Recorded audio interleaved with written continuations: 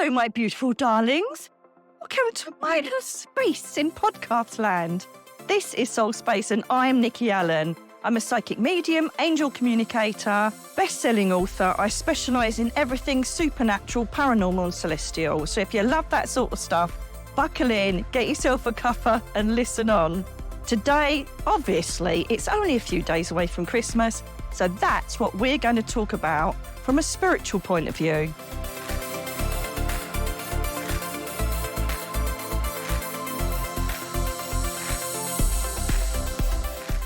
Now, when we think of Christmas, generally, it's all sparkly, we're getting all the lights out, we're getting all of our trees out, and everybody's happy and excited. But for some of us, it is the worst time of year. And in fact, it's one of the most highest times for old people to pass and suicides to take place. I certainly saw a few of them during my police career. And I don't want to put a downer on Christmas, but it is a true fact that it's a big time for family. And when family is missing, it really creates a massive problem for some people. So what I want to do is I just want to give you heaven's point of view on Christmas and how the spirit people work and what they think of Christmas. And it might just help you get through the holidays. Some people end up just working, getting their head down, working and just forgetting the fact that there is a certain someone that's not going to be sitting there at the table anymore. And to be honest with you, my mum's gone nearly 5 years now, but it's still a massive thing, isn't it? When you realise they're not going to be there and you start going back with rose-tinted glasses of what they used to love at Christmas, what they used to get up to and what Christmases you had. And you can go down this whole rabbit hole of some nostalgia, but then it can turn into grief quite quickly and you can go back into some form of depression. The first thing that I want to tell you is that I've provided for this. If you go to my YouTube channel, there is a playlist called The Grief Programme. I, as a bereavement-trained police officer, when I was a detective dealing with murder victim families and rape victims, put my knowledge into it on a practical level, but then I also give you everything I know on a spiritual level to help you get through your grief and to help heal you back to a stage of acceptance. So please go to the playlist. There's loads of support information as well on the last couple of videos. It is well worth a watch because I think it really will help you. So we'll get that out of the way first of all. Remember, the Grief Programme, it's on my playlists on my YouTube channel. So without further ado, let's get into it and see what it's all about.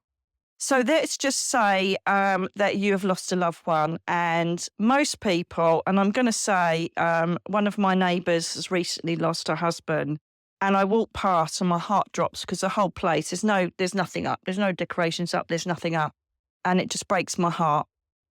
And this is what I want to talk to you first of all.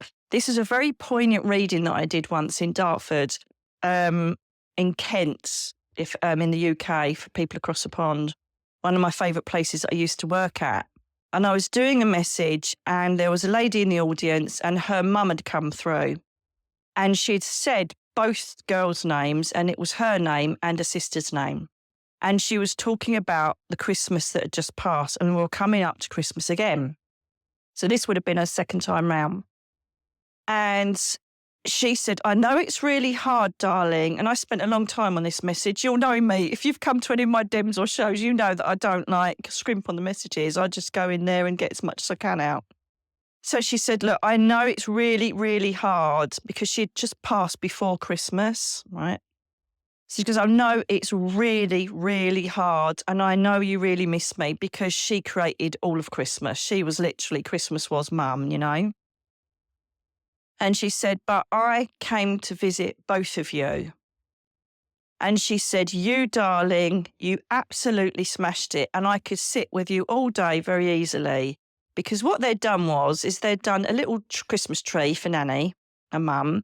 They'd put a glass of wine out for her on the table and written Mum on a little reservation slip and left a chair out for her and put a photograph on there. And they played videos of Nan, on the TV and things like that. And they literally celebrated the life of her mum, Nan, for the kids. And you could feel the energy surging as, this lady was talking about visiting her daughter. And she said it was just so beautiful. Thank you. And it was great evidence because she was listing what, her daughter had done. So she was telling me when she visited, what was going on. So it was great evidence for her daughter. And then she spoke about her other daughter. And she said, darling, I wanted to stay with her. Their surname was Mandy. I wanted to stay with Mandy, but I just couldn't stay in the atmosphere. Now, I know what she means by that, because remember when I've said in previous podcasts, we need to raise our vibration as much as possible. The more we do that, and the more spiritual practices we carry out, the more open we are to having visitation. And that visitation takes a lot of effort, and it has to be, remember, they come from a high vibration. So they've got to then mix in with our heavy vibration. So providing happiness, laughter, all that kind of stuff, it really does make it easier for a spirit person to stay in that ether, for a longer amount of time in visitation. So I knew exactly what she was talking about when she said, I found it really hard to stay with Mandy. What Mandy did was she had children as well. And please, this is, I'm not having a go. Don't think that at all, because I've been there as well and done exactly the same thing. But she literally had kids, refused to put a tree up, didn't want decorations up. Her husband put a few bits up. And she said, well, what's the point? Mum's dead, in front of the kids. And she spent Christmas Day rocked up drinking a bottle of wine in the bedroom. Why, her husband tried to make the best day he could for the kids. So from a spirit point of view, obviously they heal quicker than us. They go up, they have their life review, they get healing from the celestial guard and from the seraphim, or, they just literally get a healed session by Raphael. Off they go to reality layer. And before they know it, it's a dim and distant memory of their passing, but they are very fluid and are very knowledgeable of what's going on around about us. There's so many times I've heard spirit people go up to the reality layer, right, when I'm doing a reading, they go, right, how do I get back down? And they're literally down within a day, And this is important to know as well that, dependent on your grief, dependent on the situation, dependent on the energy of the person that passed, there is no TikTok time, as Juliana's calls it, as to when they will come and visit you, okay? The best thing you can do is be as conducive as you can to visitation, i.e. by meditation, spiritual practice, invoking them, asking them to draw near and not poo your pants when they actually do something, So that's the way to do it. And they literally can't go through the pain of the physical separation. It is diminished in the soul as soon as you go up. So it's not like they're all happy ever after and, oh, sorry about you're feeling crap, cheer up. They're not like that at all. They appreciate the fact that we're in grief. But it was very, very much evident when this lady spirit came through that she was saying it was easy because you celebrated. No matter how sad you were, you played up to the game. You made it fun for the kids. And Nanny's in heaven. Lucky Nanny. I wonder what she's doing today. I bet she's having a glass of wine. Should we do a glass of wine for her here as well? And it was all upbeat. And she said it was so much easier to see that than seeing my other daughter crying, curled up in a ball and only getting up just to have another glass of wine. And so there's a lot to be said about that. So let's take that apart. If you're in the rawest stages of grief, right, give yourself a break. If it's only a couple of days before Christmas before they pass or whatever it is going to be very difficult. However, they would want to see you trying to make the best of it. But that's your choice, how you want to spend that time. As I say, some people just distract themselves and make sure they work all the way through, or just do something that can help them stop remembering. Or the other side of it is to literally, I literally, as I'm talking to you now, I'm looking at daughter, which is a card from my mum, and I'm looking at a granddaughter card, which I saved. Thank God I saved it from years and years ago. Because my nan passed when I was in my 20s. Thank God I've kept it for the last 30 years. Yes, 30 years. I don't look and sound old enough, do I, darlings? No, I don't. And so I've got all the people that have passed over. I've got their cards up, put them up every year. I'm looking at my Mia Moo, my beautiful little Shih Tzu, passed this year. And there's a bauble of her sitting on the tree, which I've had made. And I look at her. I've also got a bauble of my pass dogs. I've got a bauble for every member of the family that's passed over, and I honour them. Every time I light one of my candles, I honour them. And it is sad. It is sad. I'm not going to get away from that. You know, I'm a human being as well, and we still have physical pain. But I just literally look at it and think, what are you doing up there now? So my little darling Mia Mo, I look at her bauble now, and don't get me wrong, the other day I was crying my eyes out because I was just like, this is just so pants without her. And then, you know, today it's like, oh, bless her. I wonder if she's up there running around with me dad and Mina, my last dog, before that.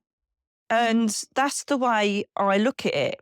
And that's the way most spiritual people look at it. We try and get past the physical pain and push ourselves to creating, you know, like a vision of where they are and what they're doing. Very much how I explain how to cope with loss when you first lose someone.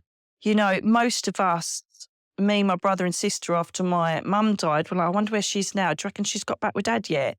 Do you reckon she's, you know, gone to the bar? Is that her first stop? Do you know what I mean? And that's how we were looking at it, because the other option is to think, oh my God, she's laying cold in the morgue on her own. That's not an option for me as a spiritual being. It's not an option. I will not send any energy towards the overcoat that was, you know, put around my mum's soul, my dad's soul, my aunties, uncles, nans, granddads. I literally have my brother and sister and one aunt and one uncle left. That's it. Every single other member of my family's up. And you can either focus on what you haven't got or focus on that they're up there having a blast. It really is your choice. And at Christmas time, as I say, it's a lot harder. What else can we do to make this easier? I don't recommend this at all, by the way, right? I don't recommend this at all, but I remember this is what happens when you're like a spiritual family. We're all psychics and mediums and stuff. We used to like a little communication table. Most people call it a Ouija board. But I'd get all the letters out and we'd get a glass. We'd all sit round. Most probably had a few drinks by then, and call in our loved ones. And it was incredible, actually, because I remember my Uncle Ron, he told my Auntie Reen that he had given up smoking. And none of us on the table knew this apart from my mum, right? And she wasn't on the tumbler this time. And so she goes, right, is that you, Ron? Because he spelt out Ron, and you always want to check. So we test them.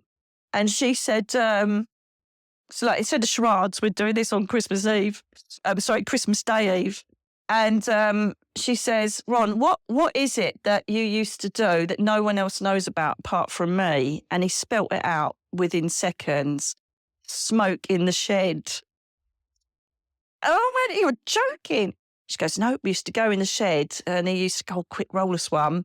And he used to have this secret, like, smoking in the shed that Aunt Reen didn't know about. And it went on for years because he said he'd given up smoking. So none of us knew that. So it was great evidence, you know. But I don't recommend doing that if you're not knowledgeable or you're not a spiritualist, or, well, a medium, or you know what you're doing. I wouldn't do that if I was you, definitely not. But it's just to let you know what sort of things spiritual families get up to. Darlings, if you go to my website, nikkieallen.co.uk, a pop-up will pop up. Yes, it will. It'll pop up. And it will give you the opportunity to join my subscribe tribe, where you will receive newsletters. These give you loads of personal anecdotes of what's happened in the week. I also love to give you giveaways and give you inspiration, spiritual talk, and also a beautiful little angel card reading at the end. It really is building into a wonderful community, just the newsletter in itself. Don't forget, I'm on YouTube as well, where I give you loads of different videos to help you in your spiritual development and awareness of the angels. And just an exclusive for you, there'll be a new Channeling Heaven program where I shall be literally going up to the Crystal Palace and bringing direct messages to you from the angel realms and the spirit world to help humanity. And on top of that, if you really do want to take spiritual development a stage further, have a look at my shop where I provide many guided meditations for your development. We have the 10-hour tarot course, the Prism Living spiritual development course. We have the QR tarot cards, which are wonderful. and loads of other stuff, including my books if you'd like a signed version. So pop over to the shop area of my website where you can just delight yourself in buying all sorts of wonderful spiritual things. Enjoy, enjoy, enjoy. And I look forward to connecting with you both in my tribe on YouTube and through my newsletter.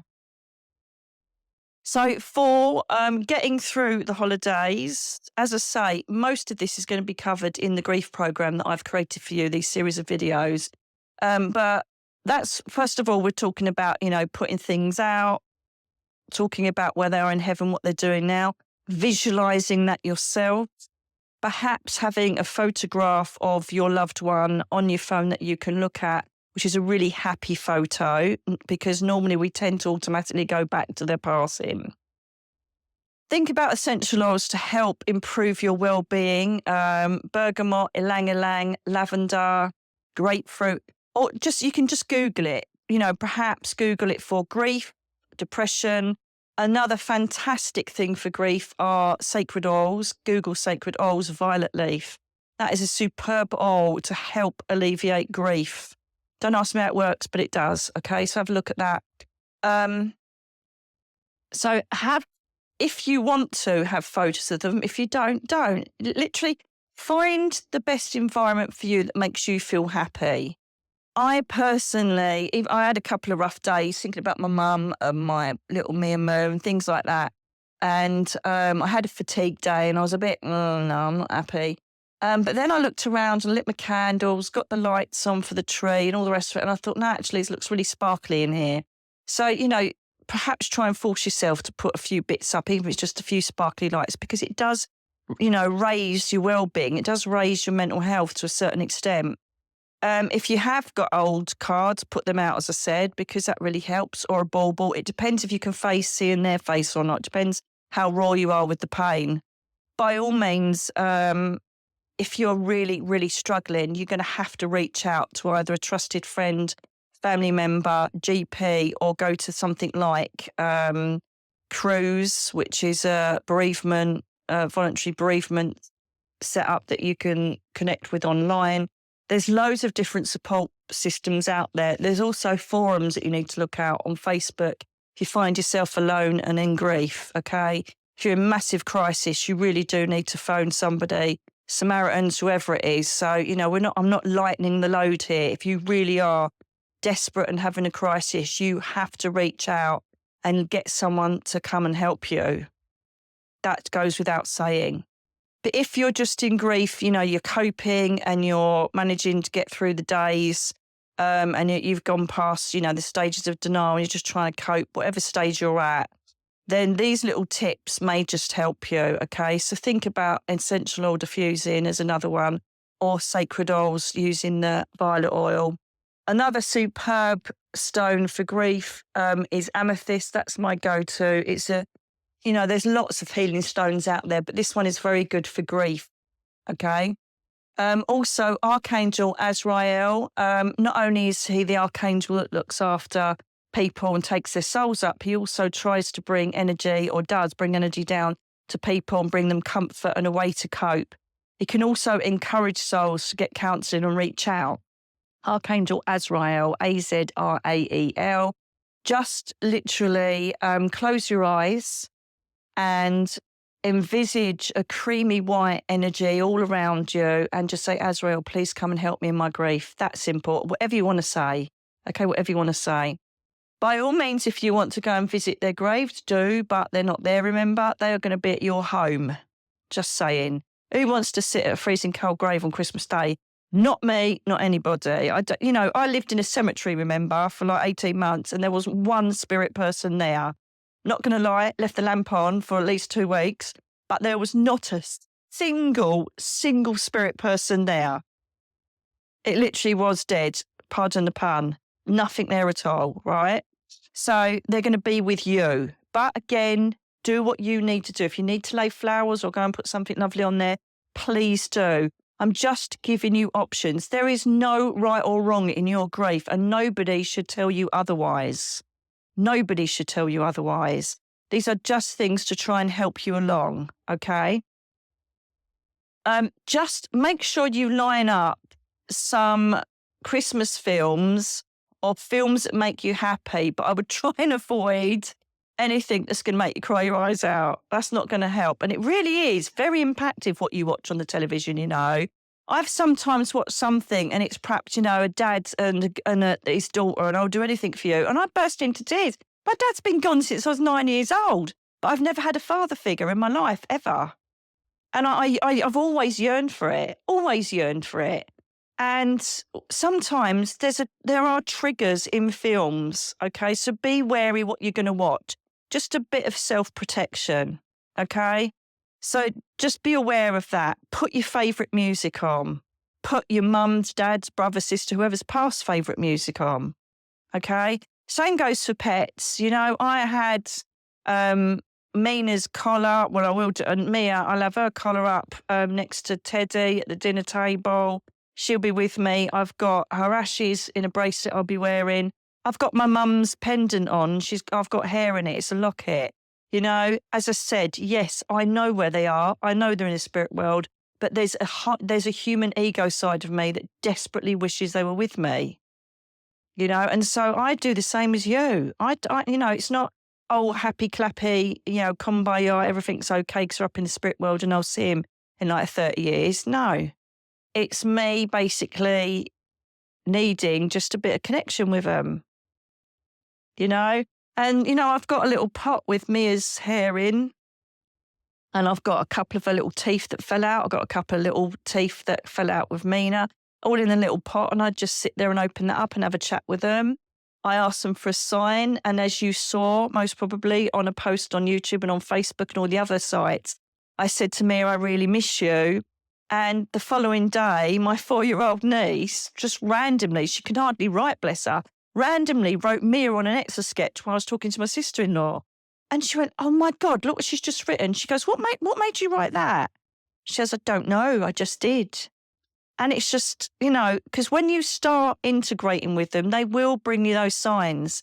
And what you've got to realise is Christmas time, it's most probably stronger than Halloween. You know, they say that the veil thins at Halloween, right? Oh my God, Christmas smashes that out the park because it is nothing but full of love. Yes, obviously you get all the domestics, you get people sick of each other.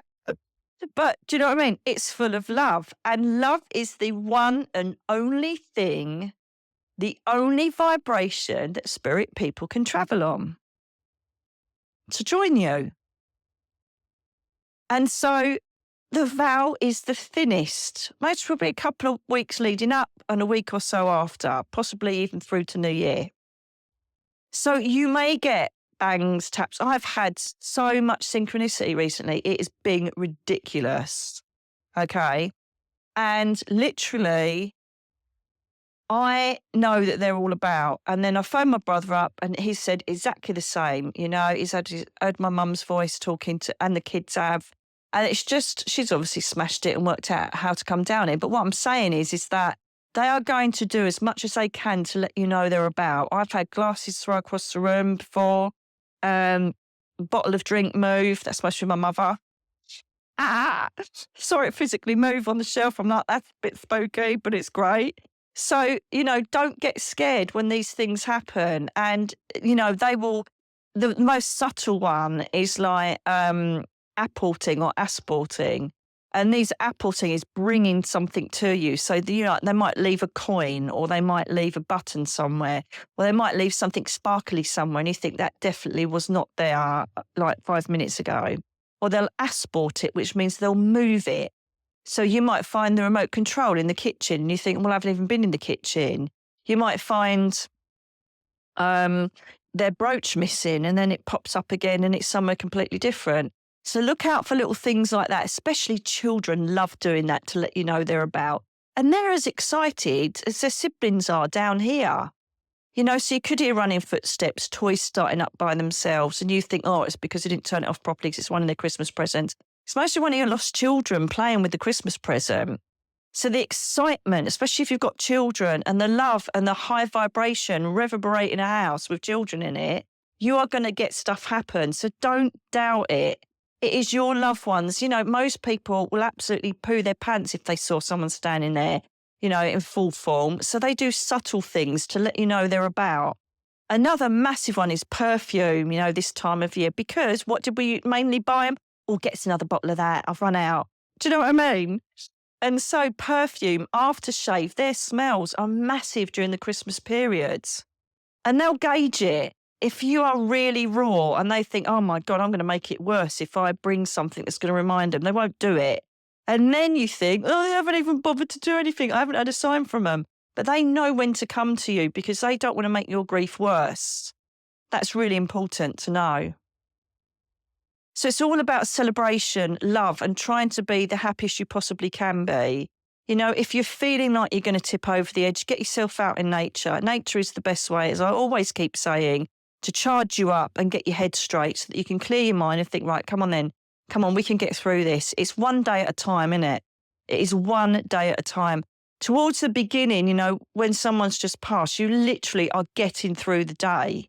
And you can't even think, oh, I'm going to be in the bliss of sleep soon, because then you just lay there wide awake, with this massive adrenaline hitting you, thinking, my God, they're not here. So I know I've been there so many times. And I did 5 years of complete grief, anxiety, pain, anger, denial, you name it. I went through all the stages, particularly anger. That was a good one. Held on to that one for ages. Grieving my old life.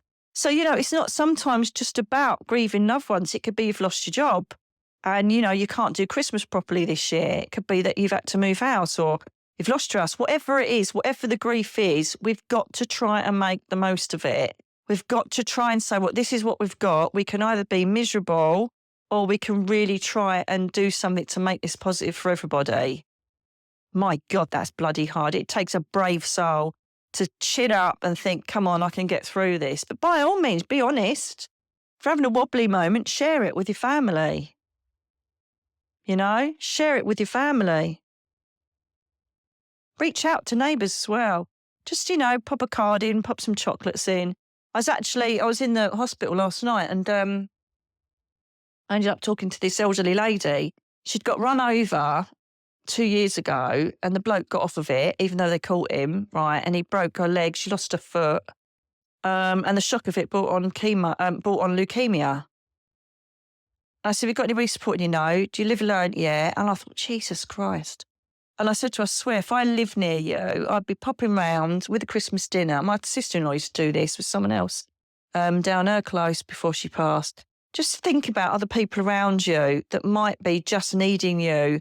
Just pop in, even if it's just, a glass of sherry and some mince pies. Just thinking of you, darling, you're okay. They'll say yes, but they're mostly not. Just think about other people as well. And not only that, the benevolence of that and the thought that you've done something that helps someone else will also raise your vibration. And sometimes, I say to them, be a bit easy. It's hard for us down here. You get over it really quick. And you're saying, oh, celebrate us, leave a glass of wine out, get our baubles out with the photos on, get this out, get that out. And I'm like, just be a bit careful there. And they said, well, what else do you want to do? Do you want to sit curled up in a ball, realising what you've lost? I said, yeah, well, some people will want to do that. They said, that's fine, but they can't go on forever. Which is fair play, isn't it, I suppose? So, yeah, we kind of have to watch the resentment as well, because, again, I haven't got any family around me. And it's hard when you see families out and they're going to buy a Christmas tree or they're going to do this. You just think, oh, you make me sick, So the resentment can also create a massive rabbit hole that will take you down to negative energy. So again, if you're alone, if you don't have family, try and find ways to make a good day, Try and find a local support group. Try and find, a forum that people are perhaps stuck indoors. And you can all type together or FaceTime each other. Try and find ways. Nothing is impossible. I literally remember when I was laying in bed, if it wasn't for the group of people that I found on a forum that we kept each other going, I don't know what I would have done. But I almost started to feel a responsibility. Oh, I better get on there as I wonder where I am. And it felt nice to be felt needed, even though it was literally a bunch of girls from all over the world living with chronic illness. It is about reaching out. If you isolate and you don't connect with other people, you're going to make it worse for yourself. There's absolutely no doubt about that.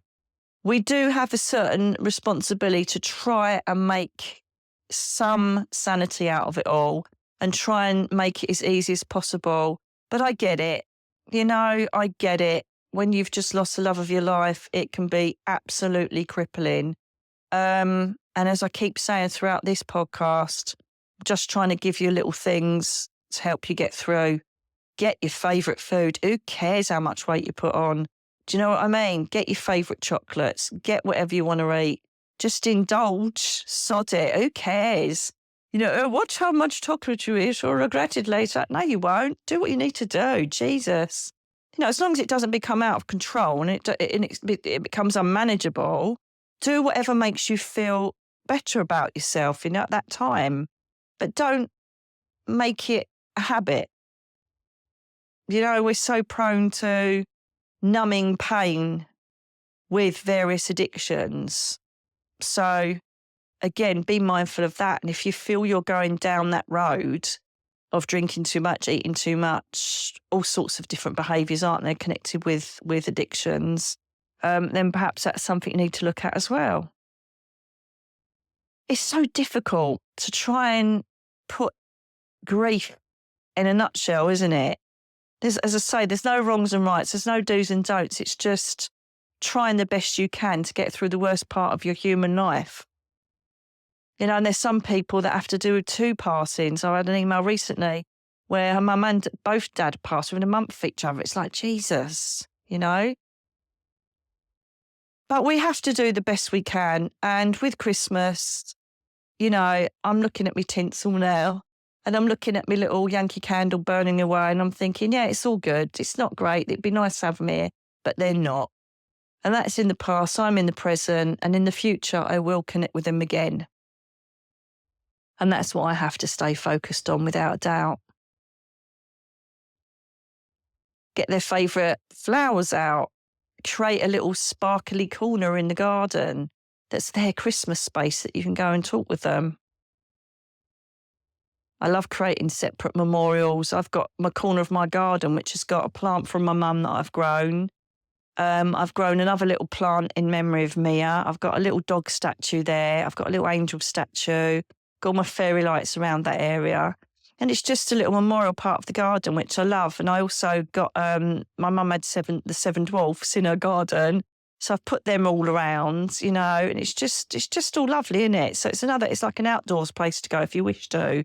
Just to connect with them, talk to them as well, write them a letter, write them a Christmas letter, write them a Christmas card, then put it up if you want.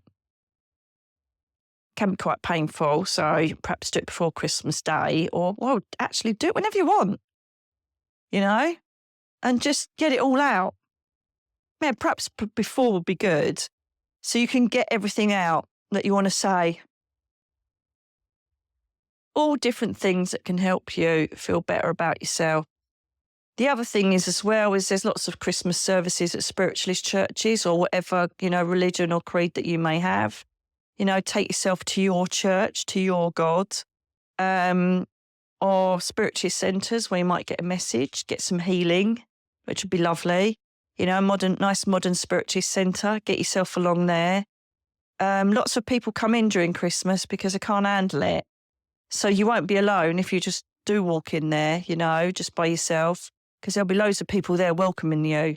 I think the best thing to say really is strength in numbers. If you can find friends, family, new friends, forums, centres, churches, whatever it is that you'd feel comfortable in joining, you'll realise you're not alone. And there are there's millions. The fact is, there'll be millions grieving all around the world. But, just to think it's not just you alone, And I think that's a really lovely thing to know.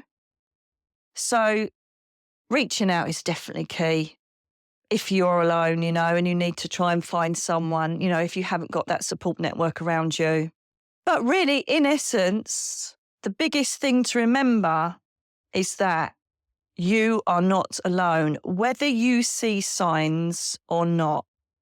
Whether you believe or not, they are with you for Christmas time. I guarantee it.